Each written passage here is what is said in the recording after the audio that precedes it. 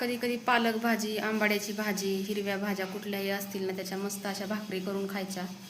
भाकरी खायला पण खूप छान लागतात आणि अशा भाकरीच्या नादाने आपल्या पालेभाज्या पण पोटात जातात.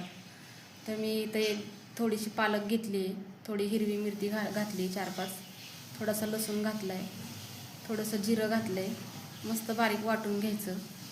आता मी एका ताटामध्ये सगळं काढून घेते. त्याच्यामध्ये ज्वारीचं पीठ घातलं आहे चाळून, थोडंसं बेसन पीठ घालायचं, थोडासा ओवा घालायचा वरून, ओव्याने टेस्ट खूप छान येते. थोडंसं मीठ घालायचं, मस्त आपलं पीठ मळून घ्यायचं. त्याच्यात जेवढं बसेल तेवढं ज्वारीचं पीठ घालायचं.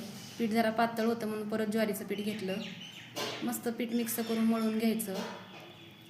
त्याच्या आपल्या 2-3 भाकरी होतील, पण मी आता एक भाकरी करून दाखवते तुम्हाला. हे बघा, मस्त आपली अशी भाकरी करून घ्यायची,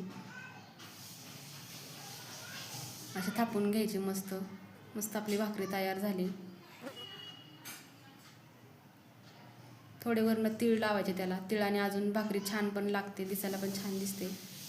मुलांनी अशी कोरडी जरी खाल्ली तरी खूप छान लागते. त्याच्यात लसूण आणि हिरवी मिरची घातली ना, टेस्ट खूप छान लागते. तर मस्त तव्यावरती घालायचे, त्याला पाणी लावून घ्यायचं, भाजून घ्यायचे. बघा, मस्त भाजली भाकरी.